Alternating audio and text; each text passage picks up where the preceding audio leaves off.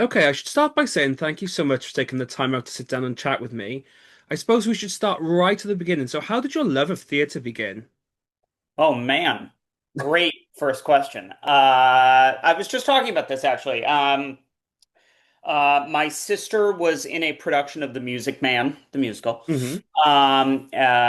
She played Amaryllis. Is that the character? Yeah, that's the character's name. And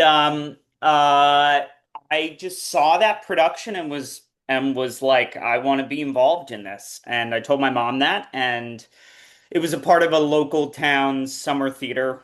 Hmm. And so the next summer, my mom let me audition for Treasure Island. It was a Hmm. musical version of Treasure Island, and I got cast as pirate number five. And then it just kind of spiraled from there, I guess. And Hmm. spiraled is the right word because It is an yeah, obsession that kind of takes yeah, over. exactly. Um, yeah, so that's really where it all started. And then, so how did the sort of the writing, creating your own shows come into it? How did you get into that? So when the pandemic hit, I was pursuing being an actor for I guess 3 years, 4 years. And then the pandemic hit, Mm. and I was locked inside, and the industry kind of halted. Hmm. And I had always been interested in writing and exploring being a playwright, but I always sort of told myself, well, that's not where my talent is. Like I Mm. don't have the I don't have the wherewithal, I don't have the time, I don't have the energy, yada, yada, yada. Suddenly I had all of those things. And so I just started sitting down and I was writing full-length plays and 10-minute plays and everything. And actually, it was my wife who said, maybe you should try to write like a solo show or something Mm. like that. We weren't married at the time, we were just dating and living together, but yeah, she was like, I think maybe you should give this a go because I've always been interested in those kinds of shows. Mike Mm. Birbiglia is a really big inspiration for me, and all of his work, I'm just in love with it. And so I sat down and I wrote my first solo show, which was about my relationship with my father. It was called Knock It Off, I Love You. And I when the pandemic sort of started to slow down in like 2021 or 2022, Hmm. there was a festival happening in New York, and I pitched the show to them, and they were like, "Yeah, you come and do it." And I had five performances, I think. Oh. And sort of ever since then, if a particular aspect of my life I find myself like obsessing over it, then Mm. I am like, well, this is it would be good to get this down on paper. Mm. And it's been a really cathartic experience to be able to do those kinds of things. Totally. Obviously, you mentioned that your inspirations there. So, where did the idea of like a good neighbor come from? How did that start? It started when this thing happened to me. So the show is about um I was 3 years ago, I was living alone. My wife is a performer as well. She was out on contract. Um, And it was the first time in a while that I had felt like really lonely, I would say. And I one night heard this stray cat crying in the alleyway outside of my apartment building and kind of just took it upon myself to try to help the cat, which I didn't need to do, but felt like I really wanted to. And it was a terrifying, horrible thing. Um, the cat, the cat attacked me Oh. and scratched me, and I still have scars from this experience. And it was really funny. People were like, "You put yourself out there for no reason, and this thing happened to you, and now the only thing you have to show from it is scar tissue." Um, and so I would say, like, 2 years after that, I was sitting down and I was really reflecting on that and realizing that that's kind of a philosophy I have. I love to help people. I Hmm. love to go out of my way to help. And I've always been that way. So I started parsing that aspect of my personality, Mm. and found all of these memories and stories from my life about friendship and bullying and wanting to be liked and trying to help people. Um, and just the story came out of there, I would say. And obviously, you mentioned there your sort of friendly nature. Is that why the show was called like a good neighbor? Yeah, it's actually this is an American concept because there is an insurance giant, not Allstate, it is State Farm. Mm. Sorry. State Farm's slogan is like a good neighbor, State Farm is there. And when I moved to New York, for whatever reason, I would be like, "Hi, I'm Jake," and people would be like, "Jake from State Farm," because it Mm. was like a thing. So this is very much not a UK based thing, and I'm aware of that, and I got to figure out how to explain this concept to audiences. But I realized that like State Farm not only took my name, but it gave me my philosophy. So I guess I've made my peace with them. So. Fabulous. Obviously, you mentioned about sort of your theatre start beginnings and writing the show, but obviously this show is a solo show. You're the only person on the stage. Does that add pressure to you as a performer? Absolutely. I've never been more nervous in my life. I'm driving. I think I drive people crazy whenever I do a solo show because it's a hard Mm. thing. I'm not trying to toot my own horn. I am not trying to brag. It's a hard thing to write this thing. Now, uh, people have said to me like, "Well, you're the only one who's going to know that it's wrong. Like if you get up there and Mm. forget a chunk of it, only you will know." And I'm like, yeah, and that's the worst case scenario that like Mm. I know because it will eat me alive. Um, so yeah, I would say it makes me extremely anxious, but the reward is too great to Mm. deny the experience. It really is. I get so much joy. I've always found joy in being able to do these solo shows. I've had two before this one. But I would say this show, like A Good Neighbor, is absolutely the most cathartic, the most enjoyable experience that I've had as a solo artist so far. I get a lot out of it. Mm. And that's been really great. But I can't stop myself from having to do a full line through on the day of every performance. Even if I know I have it in my head, I'm like, no, I'm sure I don't. And I have to go start to finish. Mm. Um, so yeah. You mentioned they're having to balance sort of the writing and the being the solo performer, and you obviously the lines, as you said, only you know them truly. But what have you found sort of switching back and forth between being a writer, the writer and the performer? Have you found how balancing those two hats, what was that like? Um, it's I think when I started writing, I told myself, okay, I'm never gonna act again. Um, and then when my wife suggested that I try to write something for myself, I I don't know. I found that love and that the Mm. joy I got from acting before. It's an incredible. I admire anyone who continues to pursue acting as a career. My wife is a performer. All of my friends are performers. And I greatly admire anybody who continues to put themselves out there like that. I cannot do that. And so the only opportunities that I Mm. take on now are opportunities that I write for myself.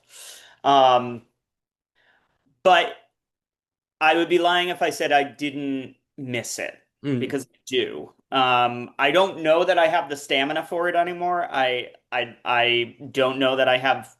I was a musical theater performer for a while. I don't think I can really sing anymore. That muscle is Mm. atrophied. But I do I do miss performing, and this is a really nice way to be able to Mm. do it again. Oh, So fantastic. So yeah. onto the show itself. I've read online lots of sort of reviews and posts about your show, and one of the big things you discuss is this idea of the clothing chair. Yeah. So what is that, and how does that tie into your show? I would be surprised if you don't know what it is. You might refer to it something different. The clothing chair is a chair in your bedroom, a surface, Hmm. anything where clothes go. Now, this is not for sitting, it's not for decor, it is entirely for clothes. Now, the clothes are not dirty, it's not a hamper, and they're not clean, but it's something in between those things. These Hmm. are clothes that have been like tried on once and you said, "Oh, I really like that t-shirt, but I'm not going to wear it today, but maybe tomorrow." So you leave it Mm. out, and the clothing chair is built from constant throwing of clothes Hmm. on there. Um, are you familiar? Do Yes, you? yeah, totally. Okay. Um, My wife does. I hate the clothing chair.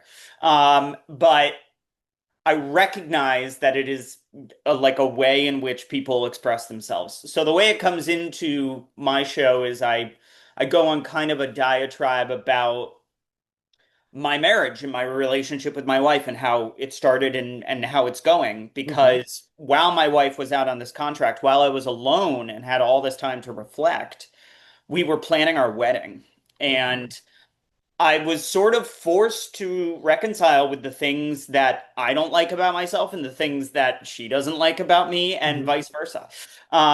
And I think the clothing chair for me is the perfect encapsulation of the differences between us. Hmm.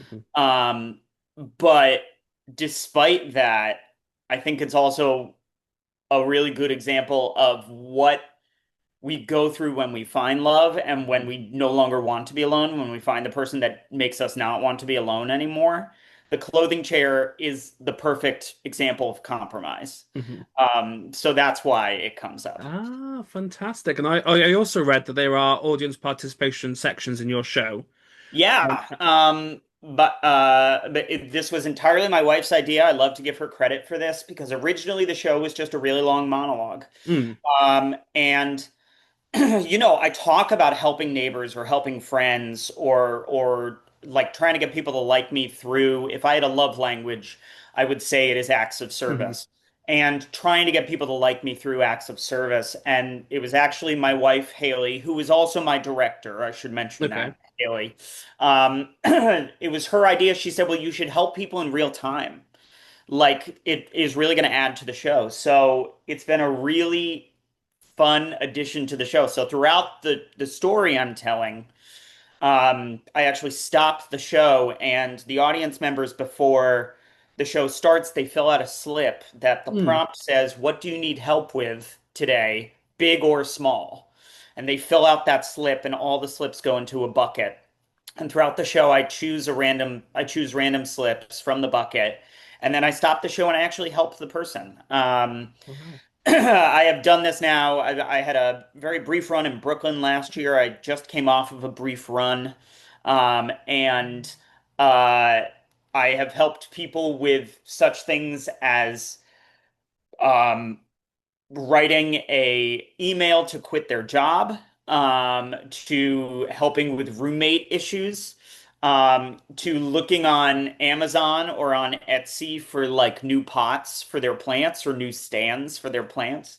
Mm, This most recent run, someone asked for a way in which they could bring their grandfather back from the dead. Now, obviously, I am not mm. capable of that reanimation. That's not something I can do.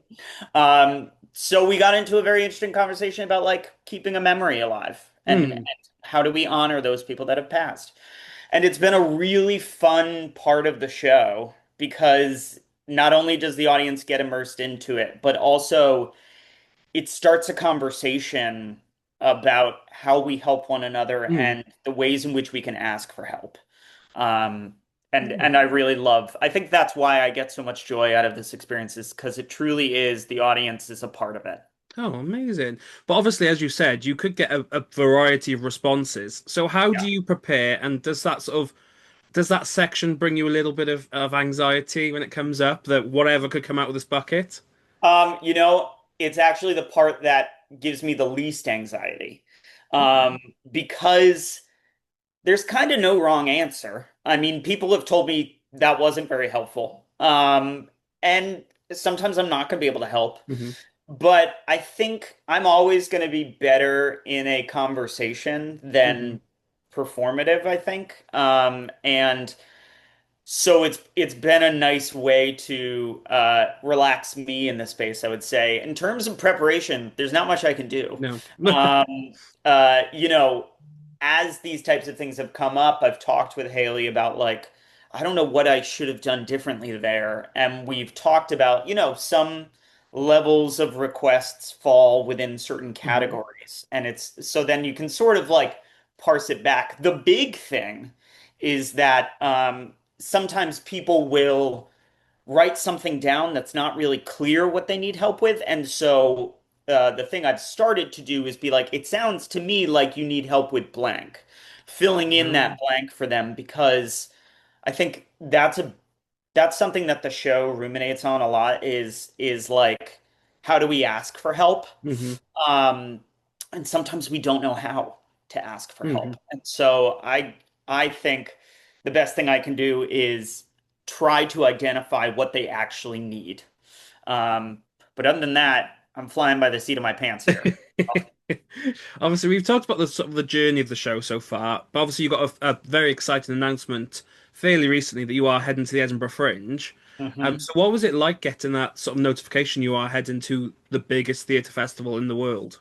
Surreal. Going to the Fringe, ever since I started writing, I knew going to the Fringe was a goal of mine. I have a personal connection to Scotland because when I was in my undergraduate degree, I studied abroad at the University of Glasgow, Okay. and I loved it so much. And I made so many great friends there, and we stayed in touch. We stay in touch to this Mm. day. And I was able to visit Edinburgh, not during the Fringe, but I was able to visit Edinburgh, and I just love the city so much. Um, and I'm really looking forward to this. It does feel like, it's strange because you think of a fringe festival as like, okay, we're trying things out, whatever. But the Edinburgh Fringe, I don't know. I have held it in such high esteem, and I finally get to go and do it. Mm. And I'm really, really looking forward to it. I'm really, really nervous. It's a lot of work. Hmm. I will never, I will always appreciate how much work Hmm. is going into this, and when it's all done, went into this. But I'm really looking forward to it. Oh, So, amazing. So how are you preparing? How are you getting ready for the journey to the Fringe? like I said, I just had a run of my Hmm. show. I did 6 performances. It immediately brought up anxiety that I should do another run Hmm. in New York because, frankly, doing the show is the only way to prepare for Hmm. the show. But just trying to prepare as much as possible, I would say. Uh, Trying to market as much as possible, Hmm. trying to fundraise as much as possible, and trying to figure out different ways in which I can make people aware that this show is going on. Hmm. Because this show works best when it's a crowded audience.